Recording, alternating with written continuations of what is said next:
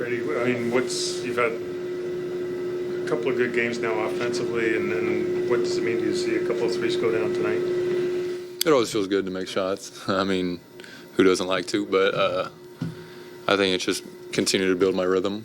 I talked a little bit about it before, of just new teams and new roles, and going in with the mindset of just trying to perfect them as best as you can. What coach is asking you, really, and I feel like when I do that, it's starting with the defensive end, and then that kind of pushes me into my offense, really.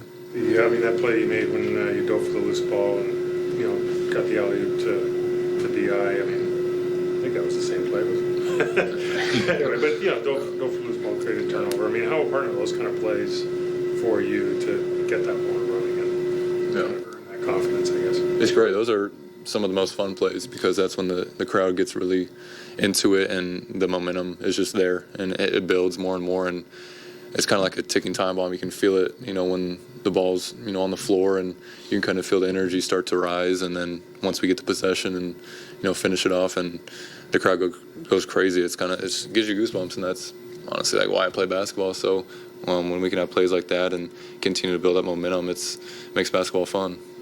As you've been doing like all the other little things, has that made it easier to sort of get through the struggle of shooting the ball, kind of because that's been the thing you've been able to do all your life, thinking that, hey, like this part will come? Yeah, I think it gives me a different perspective of not trying to be one-dimensional and not trying to come in as a player and thinking I can only do one thing. And I feel like kind of through the early struggles, and I can kind of show that the resilience, and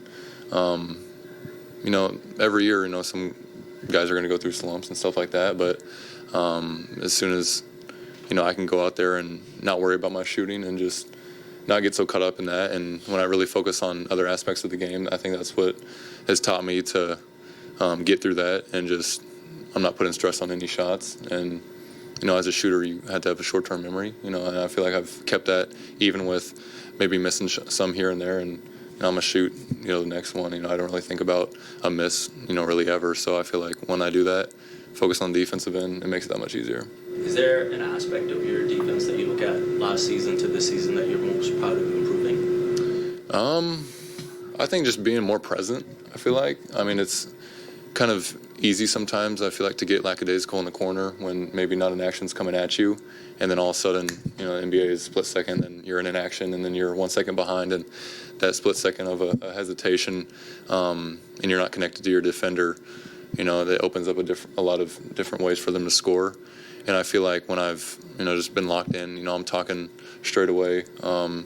Sometimes just yelling out stuff that doesn't even really involve the play, but it just keeps me, focused, on the defensive, side of it. And I feel like when I'm one step ahead, I'm pushing into my rhythm, into my offensive side, more defense, whatever it may be. I'm just more present in everything. Gradey, on your first three, Jamal was on a fast break. Jamal was all the way at the rim, and then he kind of threw it 3/4 across the court to get it to you. And, and then I think once it went in, I think Jamal kind of fist pumped like he was. What does it say about him as a point guard that he's looking to create those kind of opportunities for guys and, wants people to succeed, I guess? That's exactly that. He's amazing. He wants everyone to succeed, and he has our backs, he has my back, and I have his. And I feel like when you have a point guard like that, it's super motivational, and see the work that he puts in every single day. And I feel like what goes, people don't talk about enough, is just his selflessness. And like you said, he wants everyone to win. And I had just missed a shot right there, and I feel like he was one of the first guys that came up to me and said, "Stay right there. The way they're playing their defense, you're going to be open for another one." And it was like one of the next plays, so having to be quick turnaround. But his aggressiveness to the rim, his speed, his burst of speed, he's going to either score that, or drop it off and do what he did there. And he's amazing. In regards to the shooting, I guess you walk into practice, you see the Noah board. There's trainers who say stuff. There's tons of people who say stuff. When you're going through a slump, I'm sure it's probably attractive to want to try and adjust and tweak. How do you walk that line up from your perspective, knowing what advice you think is good and proper for your shot, and what might be like you're trying to do too much and you stray away from something? For me personally, it's just shooting the exact same shot more and more. And I feel like as a shooter, if slumps happen or you're missing some shots here and there in games, you just got to put more work in and, see it going through the hole. At the end of the day, if you're worrying about what other people are saying, then that's just only going to be worse. They're not in your position. They're not in the NBA. But I feel like even though it's my third year, I've been playing basketball long enough as a shooter to know what works for me. And to get through it, you just have to put more shots up. And I think that's preparation at the end of the day. And being prepared is really just having the confidence kind of away from the games, what people really don't see. And that's that Noah thing you're talking about, where it's tracking our shots, but at the end of the day, it's just getting shots up. Obviously, you're about to go out west. I mean, what have you learned from previous long trips and how the team can build on it from being away on a long trip?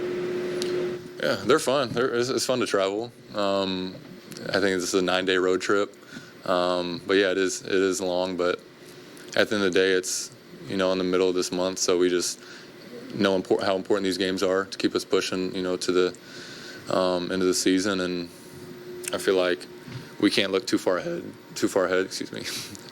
But it's really just one game at a time, and focus on the Lakers, and then whatever happens after that happens. Thank you. Thank you.